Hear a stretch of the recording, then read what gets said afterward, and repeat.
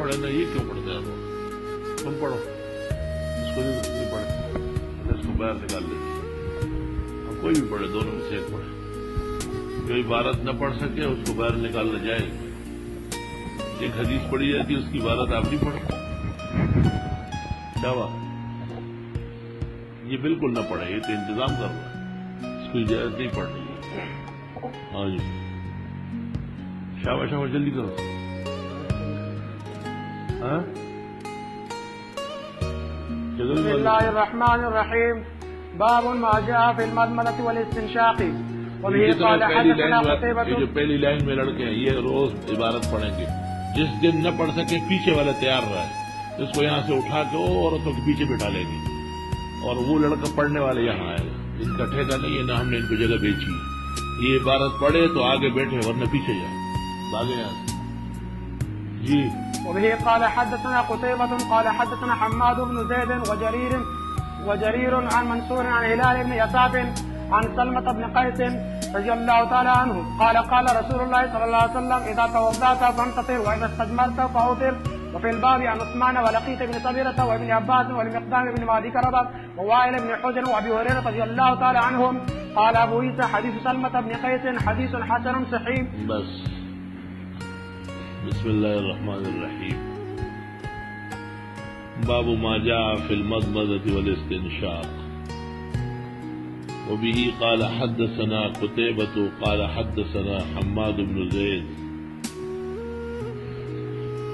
وجرير عن منصور عن هلال بن يسافة عن سلمة بن قيس رضي الله عنه قال قال رسول الله صلى الله عليه وسلم إذا توضأت فانتصر وإذا استجمرت فأوتر.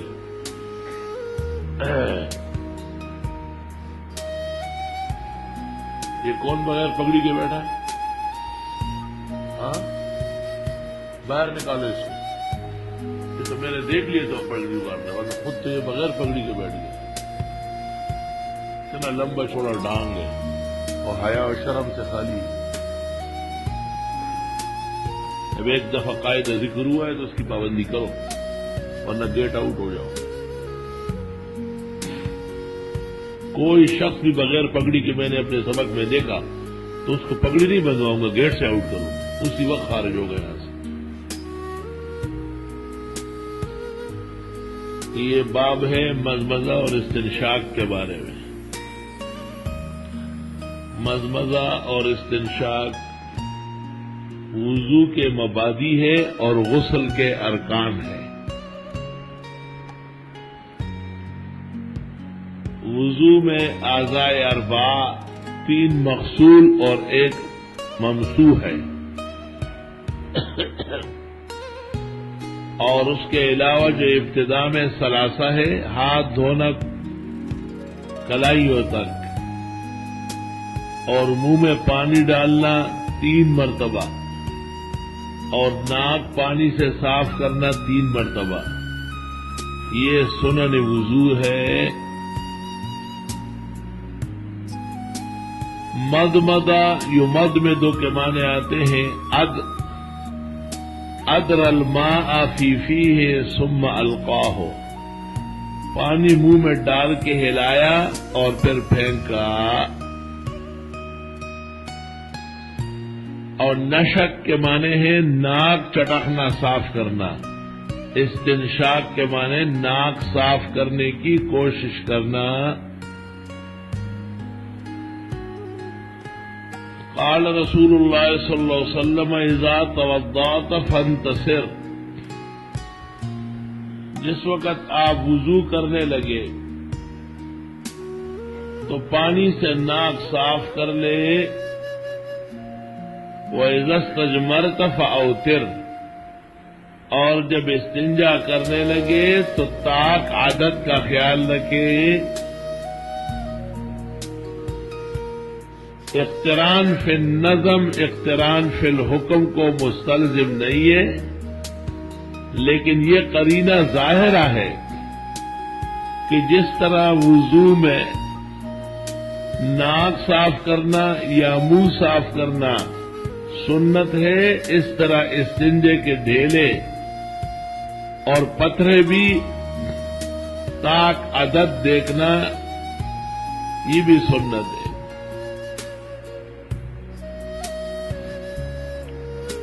حدیث ایسی پیش کی ہے جس میں صرف استنثار کا ذکر ہے، ناک صاف کرنے کا، اور مزمزے کا نہیں ہے. امام ترمذی رحمت اللہ علیہ کے صنیع پر تعجب کیا گیا ہے، اور پھر کہا گیا ہے کہ جب ناک چٹکنا اور صاف کرنا ضروری ہے تو منہ یقیناً ہے، حالانکہ کتنا فرق ہے منہ اور ناک کے احوال میں. وفي الباب عن عثمان ولقيط ابن صبرة وابن عباس والمقدام ابن ابي مادي كرب ووائل ابن حجر وابي هريرة رضي الله عنه. قال ابو عيسى حديث سلمة بن قيس حديث حسن صحيح. واختلف اهل العلم في من ترك المضمضة والاستنشاق. اگر کسی نے وضو کیا لیکن مضمضہ اور استنشاق نہیں کیا، فقال طائفة منهم اذا تركهما في الوضوء، اگر ان دونوں کو چھوڑ دیا وضو میں، حتی صلی، یہاں تک نماز بھی پڑھ لی، اعادہ دوبارہ پڑھ لے، یعنی وضو کر کے مضمضہ اور استنشاق کر کے. وَرَعَوْا ذَلِكَ فِي الْوُضُوءِ وَالْجَنَابَةِ سَوَاءً، اور وضو اور جنابت میں مضمضہ اور استنشاق کا حکم یکساں ہے.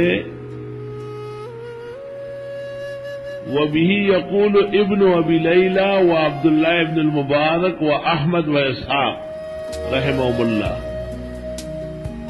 وقال احمد الاستنشاق اوقد من المضمضہ، استنشاق زیادہ تاکید والا ہے مضمضے سے بھی.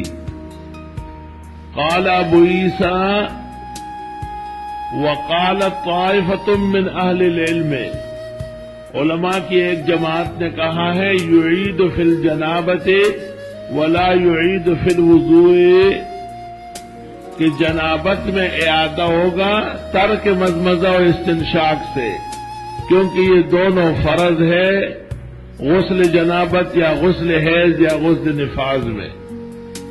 ولا یعید فی الوضوء، لیکن وضو میں سنت ہے اور ترک سنت پر اعادہ نہیں ہے، صرف نقصان اجر اور ثواب ہے.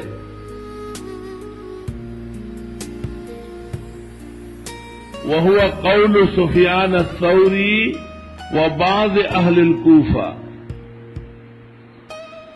یہ احناف کا مذہب ہے. وقالت طائفة لا يعيد في الوضوء ولا في الجنابہ، نہ وضو میں مضمضہ استنشاق ضروری ہے، باعث اعادہ نہیں ہے، اور جنابت میں بھی نہیں، لأنهما سنت من النبی صلی اللہ علیہ وسلم، یہ تو سنت ہے. فلا تجب الاعادة على من تركهما في الوضوء ولا في الجنابة، وهو قول مالک والشافعی رحمهم اللہ. پہلا مسئلہ یہ ہے کہ کیا مضمضہ اور استنشاق کسی کے نزدیک وضو میں بھی فرض ہے؟ تو کہا جی پڑھو، کوئی اور پڑھے نا، یہ کیوں پڑھتے ہیں؟ تم پڑھو، اس کو نہیں پڑھے، میں اس کو باہر نکال لیتی. اب کوئی بھی پڑھے، دونوں میں سے ایک پڑھے. جو عبارت نہ پڑھ سکے اس کو باہر نکالنا جائے. ایک حدیث پڑھی جاتی ہے، اس کی عبارت آپ نہیں پڑھتے، کیا بات؟ یہ بالکل نہ پڑھے، یہ تو انتظام کر رہا ہے، اس کی اجازت نہیں پڑھنے کی. ہاں جی، شاباش شاباش، جلدی کرو.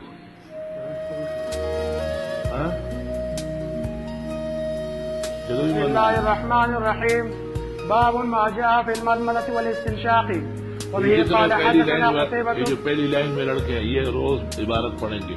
جس دن نہ پڑھ سکے پیچھے والا تیار رہا ہے اس کو یہاں سے اٹھا کے وہ عورتوں کے پیچھے بٹھا لیں گے اور وہ لڑکا پڑھنے والے یہاں آئے گا. ان کا ٹھیکہ نہیں ہے نہ ہم نے ان کو جگہ بیچی ہے. یہ عبارت پڑھے تو آگے بیٹھے ورنہ پیچھے جائے بھاگے یہاں سے. جی وبه قال حدثنا قتيبة قال حدثنا حماد بن زيد وجرير عن منصور عن هلال بن يساف عن سلمة بن قيس رضي الله تعالى عنه قال قال رسول الله صلى الله عليه وسلم إذا توضأت فانتطر وإذا استجمرت فأوتر. وفي الباب عن عثمان ولقيت بن صبيرة وابن عباس والمقدام بن معدي كربة ووائل بن حجر وأبي هريرة رضي الله تعالى عنهم. قال أبو عيسى حديث سلمة بن قيس حديث حسن صحيح. بس بسم الله الرحمن الرحيم. باب ما جاء في المضمضة والاستنشاق. وبه قال حدثنا قتيبة قال حدثنا حماد بن زيد وجرير عن منصور عن هلال بن يسافة عن سلمة بن قيس رضي الله عنه قال قال رسول الله صلى الله عليه وسلم إذا توضأت فانتصر وإذا استجمرت فأوتر.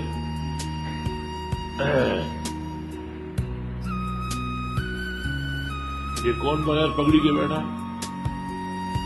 ہاں باہر نکالو اس کو. یہ تو میں نے دیکھ لیے تو پگڑی اتارنے ورنہ خود تو یہ بغیر پگڑی کے بیٹھ گیا. اتنا لمبا چوڑا ڈانگ ہے اور حیا و شرم سے خالی. اب ایک دفعہ قاعدہ ذکر ہوا ہے تو اس کی پابندی کرو ورنہ گیٹ آؤٹ ہو جاؤ. کوئی شخص بھی بغیر پگڑی کے میں نے اپنے سبق میں دیکھا تو اس کو پگڑی نہیں بندواؤں گا گیٹ سے آؤٹ کروں گا اسی وقت خارج ہو گیا یہاں سے. یہ باب ہے مزمزہ اور استنشاق کے بارے میں. مزمزہ اور استنشاق وضو کے مبادی ہے اور غسل کے ارکان ہے. وضو میں اعضاء اربعہ 3 مغسول اور 1 ممسوح ہے اور اس کے علاوہ جو ابتدا میں ثلاثہ ہے ہاتھ دھونا کلائیوں تک اور منہ میں پانی ڈالنا 3 مرتبہ اور ناک پانی سے صاف کرنا 3 مرتبہ. یہ سنن وضو ہے. مدمدہ یو مد میں 2 کے معنی آتے ہیں. ادر الماء فی فیہ ثم القاہ پانی منہ میں ڈال کے ہلایا اور پھر پھینکا. اور نشک کے معنی ہے ناک چٹکنا صاف کرنا. استنشاق کے معنی ناک صاف کرنے کی کوشش کرنا. قال رسول اللہ صلی اللہ علیہ وسلم اذا توضأت فانتصر. جس وقت آپ وضو کرنے لگے تو پانی سے ناک صاف کر لے. وَإِذَا اسْتَجْمَرْتَ فَأَوْتِرْ.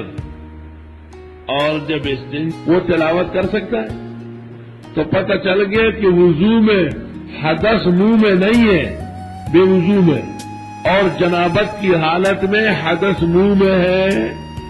لہذا دونوں میں فرق ہونا عقلی اور بدہی ہے.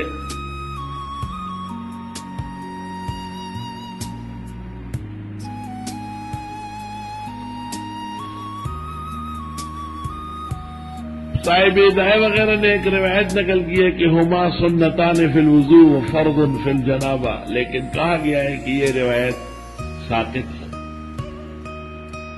پڑھو. باب المضمضة والاستنشاق من كف واحد.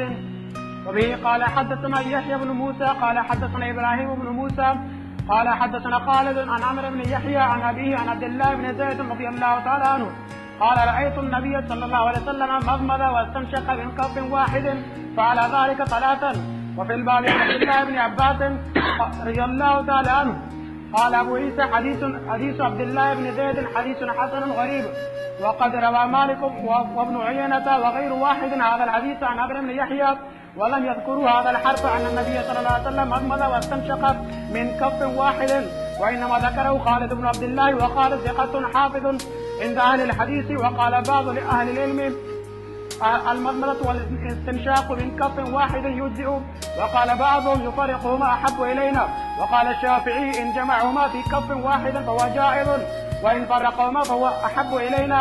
ما شاء الله. المزمزہ والاستنشاق من کف واحد، مزمزہ اور استنشاق کرنے کے طریقوں میں 4-5 طریقے مروی ہیں۔ کہتے ہیں کہ ہمارے نزدیک مزمزہ اور استنشاق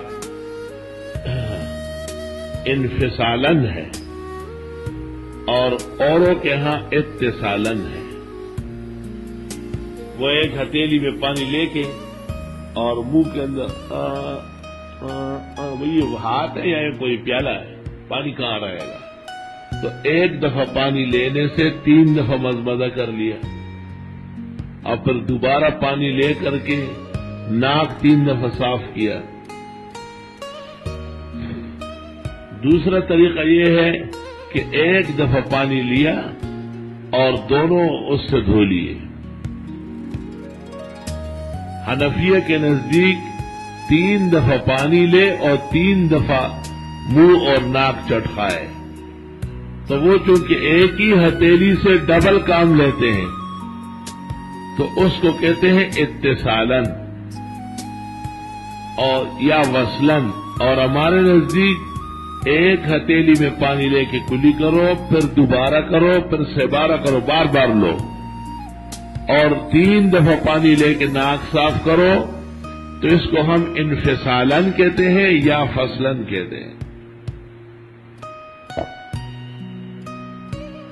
یہ کیفیت بظاہر دشوار ہے کہ ایک دفعہ پانی لے ہاتھ میں اور 3 دفعہ اسی سے منہ دھوئے یا ناک دھوئے۔ یہ بھی مشکل کام ہے کہ ایک ہاتھ میں لے اور منہ کنگال کے پھر ناک، پھر پانی لے کے پھر منہ پھر ناک، یہ بھی مشکل ہے۔ اور اس میں قدر تعفن بھی ہے کہ ناک کو بھی ہاتھ لگے اور پھر منہ میں بھی جائے۔ سب سے اطہر و ازکیٰ طریقہ حنفیہ کا ہے کہ مزمزے بھی 3 دفعہ ہے اور 3 دفعہ پانی لو، اور استنشاق بھی 3 دفعہ ہے اور 3 دفعہ پانی لے۔ گو ہم اس بات کے قائل ہیں کہ وہ طریقے جائز ہیں، اسی طرح وہ لوگ بھی اس بات کے قائل ہیں کہ ہمارا طریقہ اولا و افضل ہے، البتہ وہ اس کو قریب السنہ سمجھتے ہیں۔ نظر سے اس قسم کی کوئی روایت نہیں گزری جس میں جناب نبی کریم صلی اللہ علیہ وسلم نے یا کسی صحابی نے ایک ہتھیلی کے پانی سے 3 دفعہ منہ دھویا ہو یا 3 دفعہ ناک دھوئی ہو، یا ایک دفعہ پانی لے کے منہ میں بھی ڈالا اور وہی پانی ناک میں بھی ڈالا۔ یہ بظاہر بہت مشکل ہے۔ ہمارے پاس جو ذخیرے شروع ہیں ان میں سے کسی نے ایسی کوئی دلالت پیش نہیں فرمائی۔ ہاں آراء و اقوال ہے۔ المزمزہ والاستنشاق من کف واحد، پانی لیں گے دائیں ہاتھ سے اور انگلی لگائیں گے بائیں ہاتھ سے۔ من کف واحد اس لیے کہا کہ اس کے علاوہ بقیہ اعضاء بالیدین بالکفین دھلتے ہیں۔ غسل الوجہ بالیدین بخاری میں باب ہے۔ بعض قوموں کے طلباء ایک ہاتھ سے وضو کرتے ہیں، دائیں ہاتھ سے، یہ نامناسب اور خلاف سنت ہے۔ دونوں ہاتھ استعمال ہوں گے۔ وضو میں ایک ہاتھ کیسے پانی ناک میں ڈالے اور یا منہ میں ڈالے اور دوسرے ہاتھ سے ناک صاف کرتے رہے۔ وبی قال حدثنا يحيى بن موسى قال حدثنا ابراهيم بن موسى قال حدثنا خالد عن عمرو بن يحيى عن أبيه عن عبد الله بن زید رضی اللہ عنہ، عبداللہ ابن زید المازنی، قال رأيت النبي صلی اللہ علیہ وسلم مضمض واستنشق من کف واحد، آپ نے مضمضہ اور استنشاق ایک ہتھیلی سے کیا، فعل ذلك ثلاثا، 3 دفعہ، تو یہ تو صاف ہو گیا کہ ہر دفعہ آپ نے ایک ہاتھ پہ پانی لیا ہے۔ وفی الباب عن عبداللہ ابن عباس،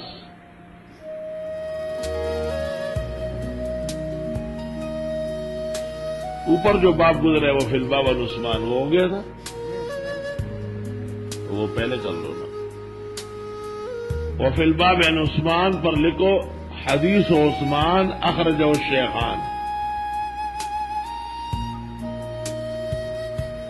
عثمان کی حدیث بخاری مسلم میں، وہ حدیث العقیق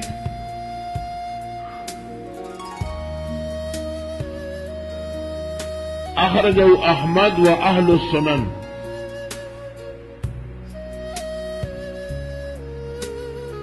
وحدیث ابن عباس اخرجہ ابو داود وابن ماجہ،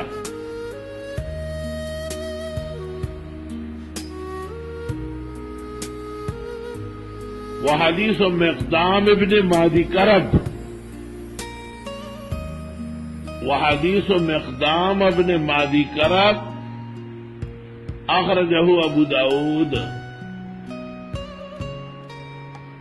وحدیث وائل ابن حجر اخرجہ الطبرانی والبزار،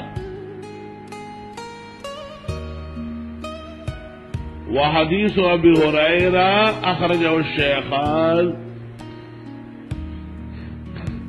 شروع کی حدیث بھی بخاری مسلم سے ہے اور آخری حدیث بھی بخاری مسلم سے ہے، درمیان میں کوئی حدیث بخاری مسلم کی نہیں۔ اور یہ جو فی الباب عن عبداللہ ابن عباس ہے، یہ ابو داؤد اور ابن ماجہ میں ہے۔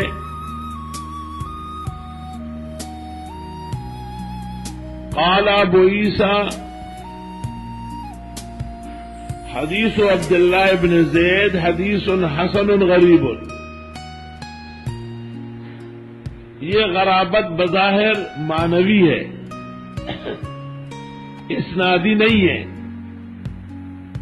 کیونکہ ایک ہتھیلی سے پانی لینا 3 دفعہ تو معقول ہے، لیکن ایک ہی ہتھیلی پانی سے 3 مزمزے اور 3 استنشاق بظاہر اشکل و ادق ہے۔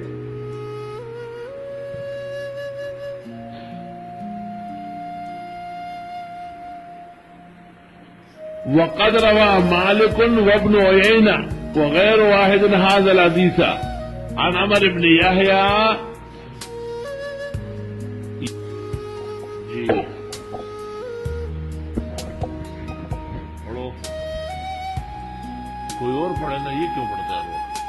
تم پڑھو، اس کو نہیں پڑھے، اس کو باہر نکال لیجیے، کوئی بھی پڑھے، دونوں میں سے ایک پڑھے، جو عبارت نہ پڑھ سکے اس کو باہر نکالنا جائے۔ ایک حدیث پڑھی جاتی ہے، اس کی عبارت آپ نہیں پڑھیں، کیا بات؟ یہ بالکل نہ پڑھے، یہ تو انتظام کرو، اس کی اجازت نہیں پڑھنی۔ ہاں جی، شاباش شاباش، جلدی کرو۔ ہاں بسم اللہ الرحمن الرحیم، باب ما جاء فی المضمضة والاستنشاق۔ یہ جو پہلی لائن میں لڑکے ہیں، یہ روز عبارت پڑھیں گے، جس دن نہ پڑھ سکے پیچھے والا تیار رہا ہے، اس کو یہاں سے اٹھا کے عورتوں کے پیچھے بٹھا لیں گے، اور وہ لڑکا پڑھنے والے یہاں آئے گا، ان کا ٹھیکہ نہیں ہے، نہ ہم نے ان کو جگہ بیچی ہے، یہ عبارت پڑھے تو آگے بیٹھے ورنہ پیچھے جائے، آگے جائے۔ جی وبه قال حدثنا قتيبة قال حدثنا حماد بن زيد وجرير عن منصور عن هلال بن يساب عن سلمة بن قيس رضي الله تعالى عنه قال قال رسول الله صلى الله عليه وسلم إذا توضأت فانتطر وإذا استجمرت فأوتر۔ وفي الباب عن عثمان ولقيت بن صبيرة وابن عباس والمقدام بن مادي كربة ووائل بن حجر وأبي هريرة رضي الله تعالى عنهم قال أبو عيسى حديث سلمة بن قيس حديث حسن صحيح۔ بس بسم الله الرحمن الرحيم. باب ما جاء في المضمضة والاستنشاق.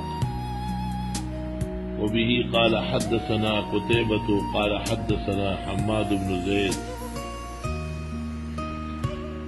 وجرير عن منصور عن هلال بن يسافة عن سلمة بن قيس رضي الله عنه قال قال رسول الله صلى الله عليه وسلم اذا توضأت فانتصر واذا استجمرت فاوتر.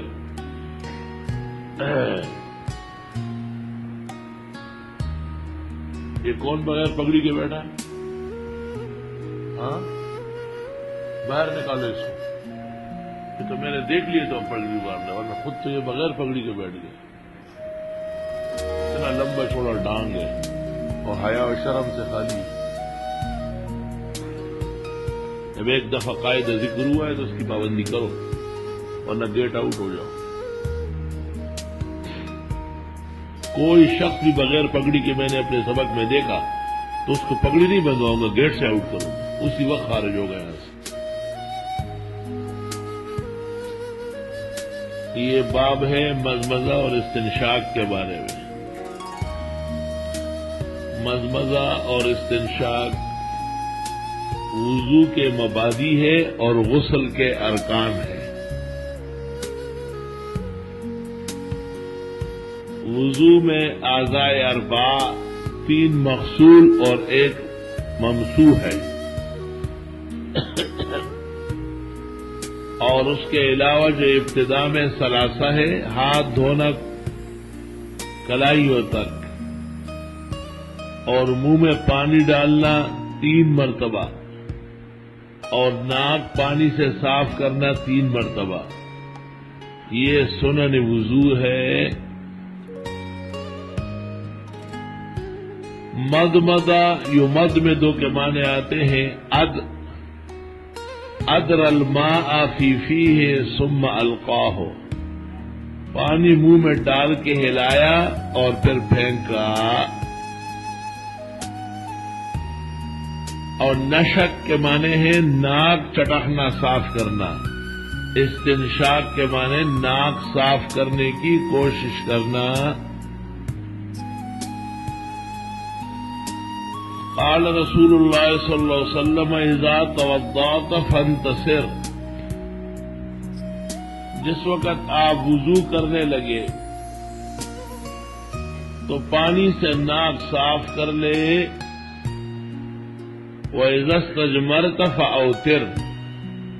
اور جب استنجا سے شرماتے ہیں اور کہلاتے طلباء وارث الانبیاء ہے، ڈوب مرنے کا مقام ہے، زمین میں دھنس لینا چاہیے.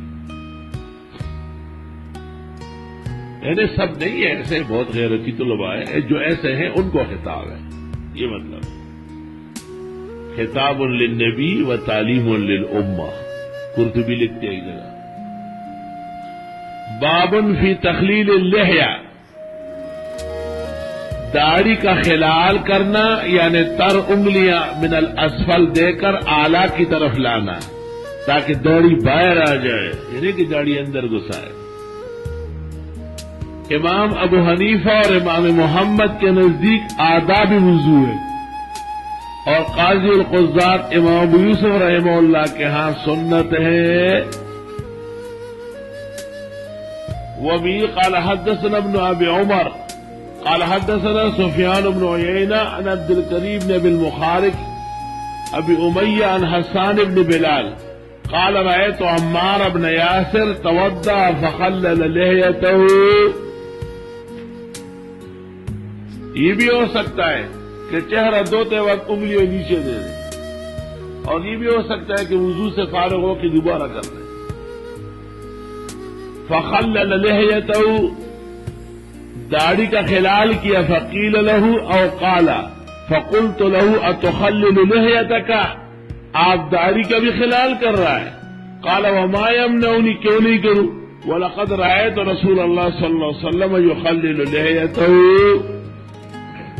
میں نے حضرت کو دیکھا داڑھی کا خلال فرما رہے تھے.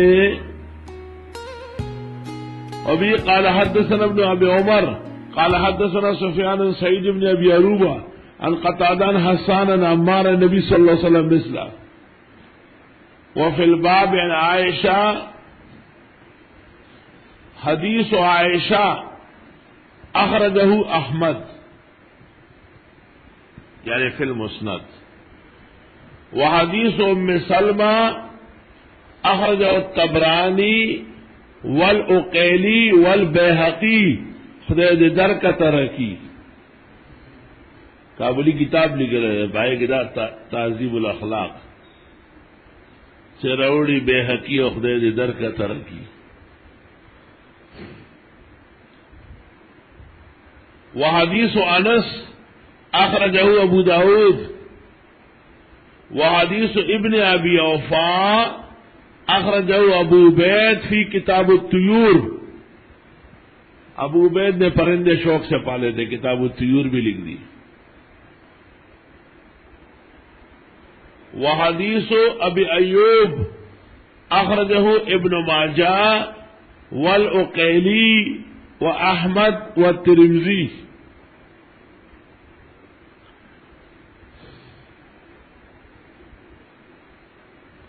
چار کتابوں میں.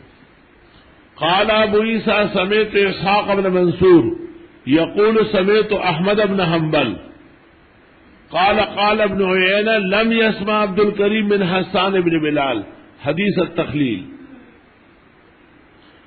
وبه قال حدثنا يحيى بن موسى قال حدثنا عبد الرزاق عن اسرائيل عن عامر بن شقيق عن ابي وائل عن عثمان بن عفان ان النبي صلی اللہ علیہ وسلم كان يخلل لحية، حضرت داڑھی مبارک کا خلال فرماتے تھے.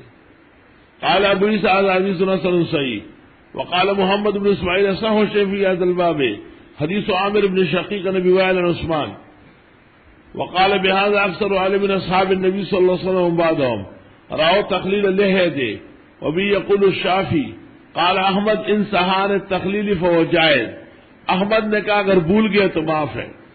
وقال اسحاق ان تركه ناسيا او متعولا اجزاء. اسحاق کی تو ایک ہی بات ہے، بھول جائے یا اجتہاد سے نہ کرے تو خیر ہے. وَإِن تَرَكَهُ عَامِدًا أَعَادًا، قصداً خلال نہیں کیے تو پھر وضو کر لے، اور وضو کی ضرورت ہے خلال ہی کر لے. مطلب یہ کہ جب عبارت تیز پڑھ لی ہو نا جلدی شروع ہوتی ہے.